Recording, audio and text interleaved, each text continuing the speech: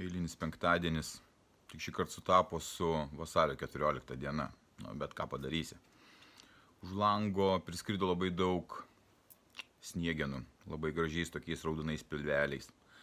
Kiekvieną dieną dabar matau elnius ir stirnas vaikščioja kartu, chebra tokia, tais mano laukais, trobelėje šiek tiek tyliai būnu, jos tos kompanijos vaikšto ir aš jas matau, labai džiaugiuosi. Gyvenime žmonės vaikšto vieni su kitais ir bando suprasti meilę. Man meilė yra vienas iš svarbiausių gyvenimo elementų, turbūt svarbiausias elementas. Ir ta forma meilės gali būti meilė Dievui, meilė vaikams, meilė antrai savo pusiai, savo moteriai, meilė artimiesiems, meilė gyvenimui. Bet svarbiausia dalis, per kurią aš einu ir patiriu gyvenimą, yra meilė moteriai. Taip nutiko mano gyvenime, kad moteris mane mylėdavo, labai mylėdavo, įsimylėdavo ir aš nesuprasdavau tos meilės. Ilgai nesupratau. Ir patekdavau į situacijas, kurios mane po to skaudindavo. Aš sugebėdavau nepriimti meilės, nepriimti ir nemokėdavau elgtis tose situacijose. Kas tai buvo, aš po truputėlį jau kaip ir supratau, bet turbūt dar galutinių atsakymų neturiu tame. Ką aš dabar matau, dirbdamas su žmonėmis, vesdamas juos jų gyvenimo keliu, tiek vyrus, tiek moteris, bet pagrindė iš vyrų pusės nesantykis su savo moterim, nesugebėjimas draugauti, nesugebėjimas mylėti, meilės nebuvimas. Gaunasi gyvenimas kartu be meilės kaip kalėjime.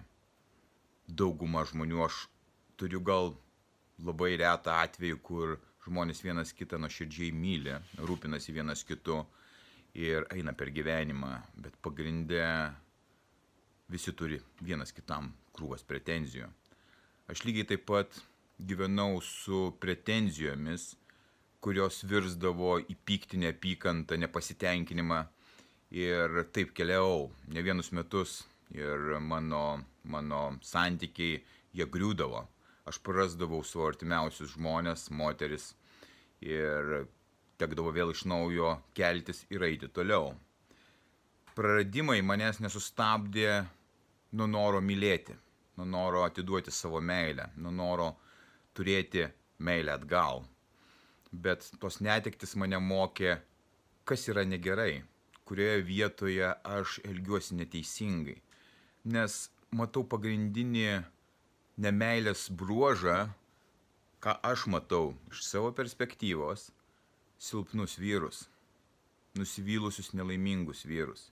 Jie savo silpnybę išreiškia per pyktį, per nepasitenkinimą, per pretenzijas, per burbėjimą, per neįdomų gyvenimą, kurioje vietoje gali būti meilė. Kodėl tas vyras tikisi, kad jo moteris į jį žiūrės meilės pilnomis akimis, rūpinsis juo, padės jam taip pat eiti gyvenime, kas yra labai svarbu kiekvienam vyrui, moters pagalba einant per šitą gyvenimą, nes jisai duoda nelaimingumą, savo nelaimingumą, o tą nelaimingumą pagimdo silpnumas.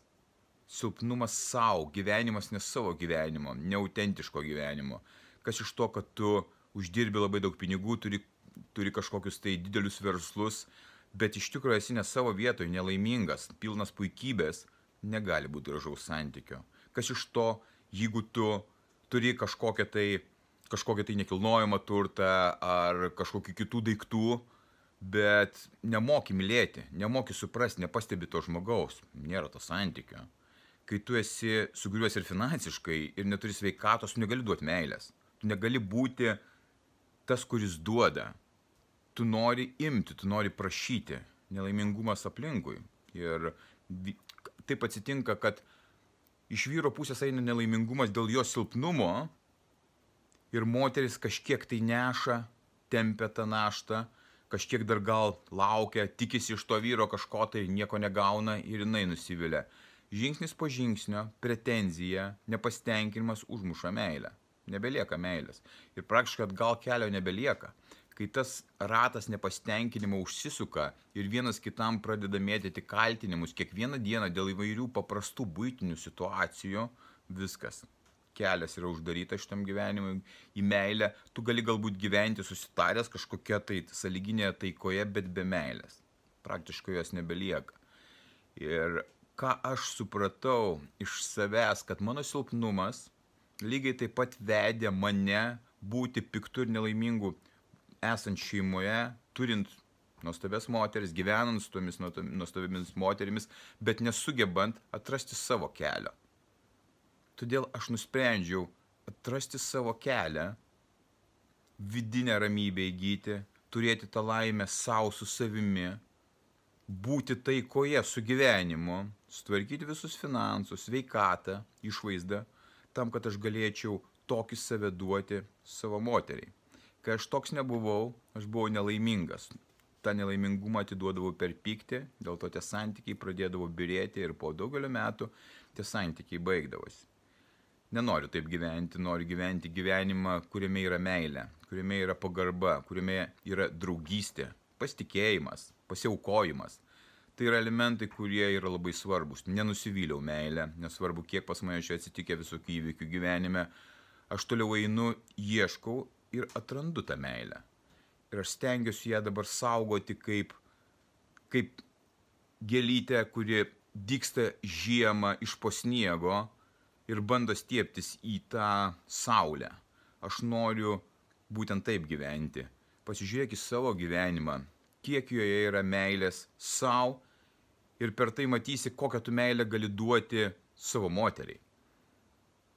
Tam, kad tu galėtum turėti ir pajausti tą meilę, turėti tą pasitikėjimą, atiduoti tą meilę, pasitikėti savimi, tu turi daryti dalykus, kurie yra sunkus, nepatogus, kuriuose nėra komforto, tu turi tapti stiprus.